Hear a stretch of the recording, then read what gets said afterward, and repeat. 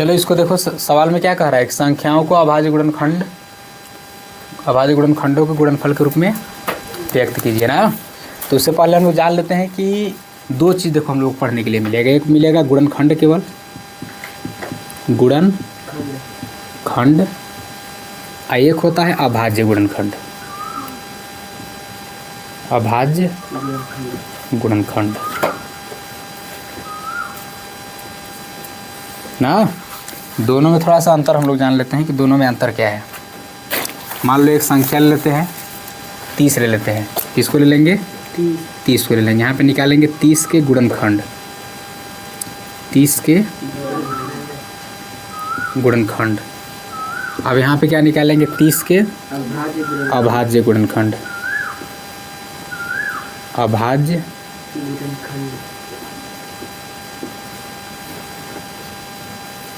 गुणनखंड, ठीक ना। देखना, जैसे 30 है, इसको 2 से काट दो। 30 है, इसको 5 से काट दो। 30 है, इसको 3 से काट दो, ठीक ना। अब इसमें एक चीज़ ध्यान से देखना कि जब 30 को तुम 2 से काटोगे तो कितने बार में कटेगा? 15 बार में कटेगा। 5 से काटोगे तो 6 बार में कटेगा। 3 से काटोगे तो 10 बार में कटेगा, ठीक ना। यानी अब इसको चाहो तो तुम डायरेक्ट 15 को 15 से भी काट सकते हो, 15 एकम 15 कर सकते हो। चाहे 30 को डायरेक्ट 15 से काट सकते हो, 15 दूना के 30। 30 को डायरेक्ट 30 से काट सकते हो, 30 एकम 30, ठीक ना। बात समझ रहे हो? गुणनखंड का मतलब ऐसी संख्या हो, किसी भी अंक का जब हम गुणनखंड निकालेंगे तो ऐसी संख्या को उसका गुणनखंड कहेंगे जो उसको क्या कर दे? विभाजित कर दे। जो उसको क्या कर दे? विभाजित कर दे। मतलब इसका कोई ना कोई खंड हो, ठीक ना। जिसको गुणा करने पे देखो 15 दुना के 30, वही अंक आ जाए। 30 एकम 30, 15 दुना के 30, 5 छः के 30, 3 दहा में 30, वही अंक आ जाए, ठीक। और उसी का खंड हो, मतलब उसी का टुकड़ा हो, ठीक ना। लेकिन अभाज्य में ऐसा क्या है? देखो इसमें क्या है कि भाज्य अभाज्य दोनों संख्याएं हैं। देखो ये भाज्य है, ये अभाज्य है, भाज्य है, अभाज्य है, ये भी भाज्य है। फिर काटेंगे 2 एकम 2, अभाज्य है, ठीक ना। देखो अभाज्य है, फिर इसको अगर 10 से काटेंगे तो क्या है? भाज्य है, ठीक। इसमें भाज्य अभाज्य दोनों हैं। इसमें संख्या को चुनना नहीं है कि कौन सी संख्या से हम किसको काटेंगे, कौन सी संख्या से नहीं काटेंगे ना। बस क्या करना है? काट देना है, ठीक। तो किसी भी संख्या को किसी संख्या से बस काट दो, विभाजित पूरी तरह से हो जाए, उस संख्या को हम क्या कहेंगे कि इसका गुणनखंड है। अब अभाज्य में क्या होता है? देखो नाम से ही कि अभाज्य संख्या होना चाहिए। अभाज्य का परिभाषा क्या है, डेफिनेशन क्या है? कि ऐसी संख्या जो स्वयं से कटे और 1 से कटे, इसके अलावा किसी और संख्या से न कटे, ठीक ना। उसे हम क्या कहते हैं? अभाज्य संख्या कहते हैं। जैसे अब 30 का अगर हम अभाज्य गुणनखंड निकालेंगे तो काटेंगे। अभाज्य संख्या तो 4 ठो बताओ तो। देखो 2 हो गया, 3 हो गया, 5, 7, 9, 11, 13, 17, 19, 23, ठीक ना। और फिर होगा 29, 31, 37 और अन्य आएंगे। सबसे पहले हम क्या करेंगे? देखो अगर लास्ट में 0 है तो 2 से कटेगा। सबसे छोटा संख्या 2 है, उससे काटेंगे। 2 से काटेंगे 15। इसी में से किसी न किसी से काटना है, ठीक ना। अलग से कोई संख्या नहीं खोजना है। फिर इसको काटेंगे। देखो इसमें 2 से तब कटेगा नहीं, 3 से काटेंगे, 3 बचे 15। अगर जो अभाज्य संख्या है, अगर इसी में से कोई संख्या इधर आ जाए, ठीक ना, जो ये संख्या है अभाज्य संख्या जो है, अगर इसी में से कोई संख्या यहाँ पे आ जाए तो चुपचाप जो संख्या है उसी से काट दो। कितना आया है? यहाँ भी 5 है ना, 5 को 5 से काट दो। संख्या खोजने की कोई ज़रूरत है ही नहीं, ठीक ना। बात समझ गए? तो देखो अब इसमें क्या है कि अगर 30 को हम देखें तो 2 गुणे 3 गुणे 5 गुणा करेंगे अगर हम लोग, 2 2 3 6 25 30 आए। इसमें भी अगर सबका गुणा करेंगे तो भी कितना आएगा? 30 आएगा। अंतर क्या है कि इसमें भाज्य संख्या भी है और अभाज्य संख्या भी। ये भी गुणनखंड है 30 का, ये भी गुणनखंड है 30 का, लेकिन एक ऐसा गुणनखंड है अभाज्य संख्याओं का गुणनखंड है ना। इसमें ऐसी संख्या है जो अभाज्य है। अभाज्य का मतलब जो स्वयं से कटे या 1 से कटे, ठीक ना। खुद से कटे या 1 से कटे, कोई और संख्या उसको काट न पाए, ठीक ना। बात समझ गए?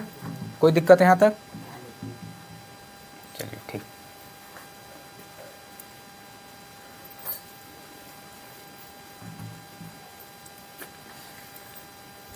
अब देखना ध्यान से इधर। हम दो लोग काट देंगे, एक ठो इसको काटेंगे, एक ठो इसको ना, बाकी दो HW। यहाँ पे पहला देखना, पहला है 140, 140 को हम लोग काटेंगे, अभाज्य गुणनखंड निकालेंगे 140, काटो इसको। तो 2 से काटो, 2 सत्ते 14, फिर 2 से काटो, 2 3 6, 2 5 10, फिर 2 से काटो तो हो जाएगा, यहाँ पे 2 से कटेगा ही नहीं ना। देखो जो लास्ट की संख्या है वो 5 है, 5 कभी भी 2 के पहाड़ में नहीं आता है, ठीक। तो 2 से नहीं कटेगा, 3 से काट के देख लो कटेगा तो 3 एकम 3, फिर 3 के पहाड़ में 5 नहीं आएगा ना। 2 से काट लिए, 3 से काट लिए, अब किससे काटेंगे, 5 से काटेंगे, 5 7 35। अब देखो 7 आ गया, 7 अभाज्य में है ना,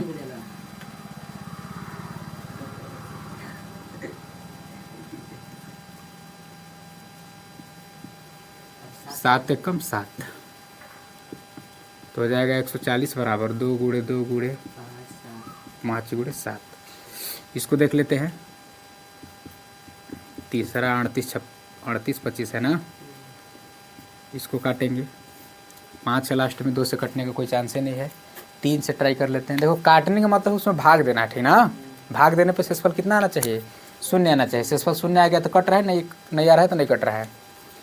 तो यहाँ पे 3 से काट के देखो, 3 एकम 3, 3 दूना के 6, बचेगा 2, यहाँ पे हो जाएगा 22, 3 सत्ते 21, 3 5 15, कट जाएगा, ठीक ना।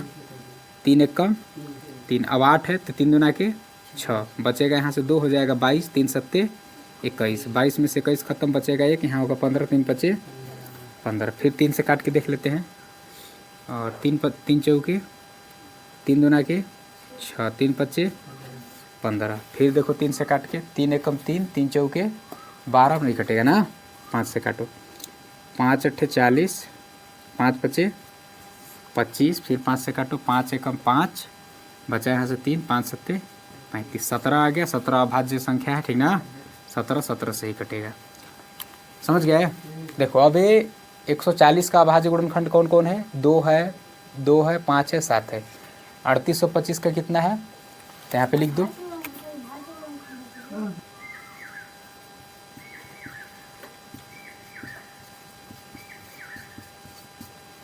तो जब ए भी भाज्य है, ए भी भाज्य, सबको मिला दो तो भाज्य है, लेकिन इनको अलग अलग देखो तो क्या है, अभाज्य है ना। तो अभाज्य संख्याओं का गुणनखंड है, अभाज्य संख्या गुणनखंड है, ठीक। ये भी अभाज्य संख्या है, एक एक अंक को देखो क्या है, एक एक अंक अभाज्य है, ठीक ना। तो इसको कहेंगे अभाज्य गुणनखंड, ठीक। अब बाकी ये दोनों क्या है, HW है, करना है आप लोगों को, ठीक हो जाएगा ना। पेड़ गुणन खंड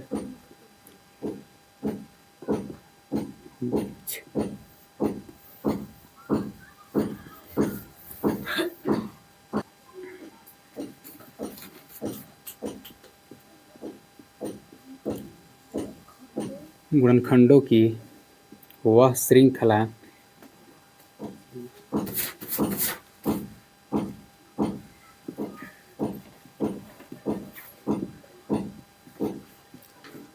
जिसे वृक्ष के रूप में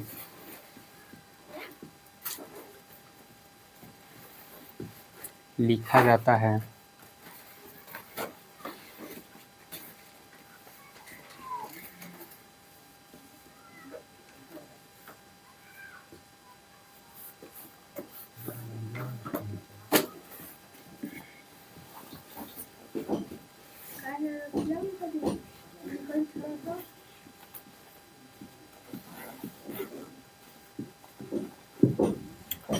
देखो कह रहा है गुणनखंडों की वह श्रृंखला, श्रृंखला मतलब क्या होता है, कड़ी, चैन, ठीक ना। गुणनखंडों की वह श्रृंखला जिसे वृक्ष पेड़ के रूप में लिखा जाए, ठीक ना, वृक्ष के रूप में लिखा जाए, उसे हम क्या कहेंगे, गुणनखंड वृक्ष कहेंगे, ठीक। जैसे में एक उदाहरण ले लेते हैं,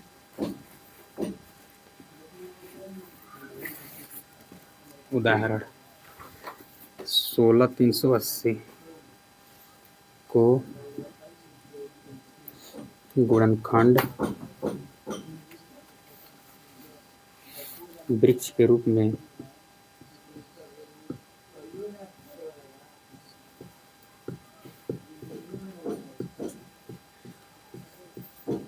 लिखिए, ठीक ना। इसको लिखेंगे हल यहाँ पे लिख दो 16,380। अब देखो ध्यान से 16,380 को अभाज्य गुणनखंड संख्या से काटो, ठीक ना। इससे काटो, एक अभाज्य संख्या से इसको काटो, काटेंगे। सबसे छोटी अभाज्य संख्या कौन है? 16,380। इसको काटेंगे हम लोग 2 से, ठीक। तो यहाँ पे लिखेंगे 2 × 16, 2 × 1 = 2 और 2 × 9 = 18, भाग न पावे 0, ठीक ना। कितना बार में कटा? देखो 2 से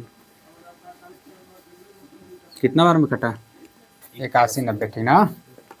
यहाँ पे लिख देंगे 81, 90, ये 2 से कटा। अब देखेंगे लास्ट में 0 है, फिर 2 से कटेगा, फिर 2 से काटेंगे इसको, ठीक। यहाँ पे लिखेंगे 2 चौके 8, भाग न पावे 0, 19 हो जाएगा। 2 × 9 = 18, 2 × 5 = 10, ठीक ना। तो यहाँ से देखो, जब फिर इसको हम लोग कैसे काटे? 2 से काटे तो कितना बार में कटा? 40 है ना,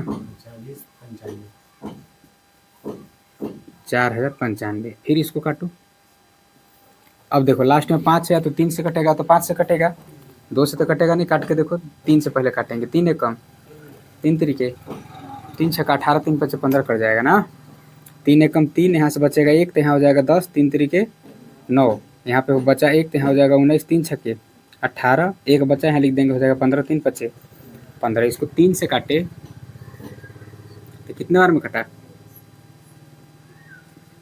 1365, ठीक ना। इसको काटो, फिर देखो 3 से कटेगा कि नहीं। 3 चौके, यहाँ पे 1 आया तो हो गया 16, 3 × 5 = 15, 3 × 5 = 15 कट जाएगा ना।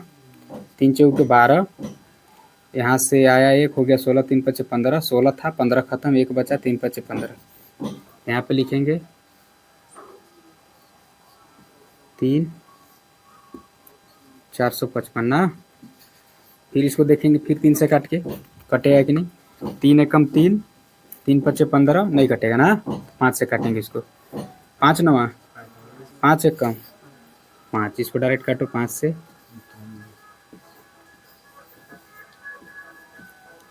अभी कट जानिए रहो कैसे कटेगा, 7 से कटेगा 13 बार में, 13 × 7 = 91। तो यहाँ पे इसको लिखेंगे, काटे हम लोग कैसे? 7 से कितने बार में? 13 बार में। अब 13 को देखो, 13 एक खुद अभाज्य संख्या, ठीक ना। 13 क्या है? एक अभाज्य संख्या। ये किसी से कटेगा नहीं, कटेगा तो किससे कटेगा? 13 से कटेगा तो अपने आप से कटेगा, ठीक ना। मतलब कि इस संख्या को जो 16,380 लिखा था, ठीक ना, उसको अभाज्य गुणनखंडों के रूप में जितने बार जिससे काटे, जितने बार में कटा उसको, जितने बार में काटे हैं मतलब जिससे काटे हैं उसको एक तरफ लिखेंगे, जितने बार में कटा है एक तरफ लिखेंगे, ठीक ना। लिखते लिखते या तो ऐसा रूप आ जाए कि जो संख्या है वो और एक आ जाए, या तो नीचे सबसे दोनों अभाज्य संख्या आ जाए, तो समझ जाएंगे कि हमारा काम अब पूरा हो गया। देखो ये भी अभाज्य संख्या, ये भी अभाज्य संख्या ना। किसी भी संख्या के गुणनखंडों की श्रृंखला को, ये देखो गुणनखंड का श्रृंखला यही रूप में न कटा है। देखो इसको, ये क्या है? अभाज्य गुणनखंड है, यही ना है। 13 × 1 = 13, ये अभाज्य गुणनखंड है। इसको हम लोग पेड़ के रूप में लिख दिए। क्या किए? पेड़ के रूप में लिख दिए, श्रृंखला के रूप में लिख दिए कि इसको इतने से काटे तो इतने बार में कटा, इसको इतने से काटे इतने बार में कटा, इसको इतने से काटे तो इतने बार में, इसको 3 से काटे इतने बार में कटा, इसको 5 से काटे इतने बार में, इसको 7 से काटे इतने बार में लिख दिया। अब हमको उल्टा अगर हम इसको करेंगे तो कैसा दिखेगा? वृक्ष के रूप में दिखेगा, पेड़ के रूप में दिखेगा ना। तो इसीलिए इसका नाम क्या पड़ा है? गुणनखंड वृक्ष पड़ा है, ठीक ना। मतलब जो है ये सब गुणनखंड है, लेकिन रूप इसका कैसा है? तो पेड़ के जैसा है, वृक्ष के रूप का है, ठीक ना। बात को समझ गए? तो ये हमारा क्या है? गुणनखंड वृक्ष, इसी को कहते हैं ना। कोई दिक्कत इसमें?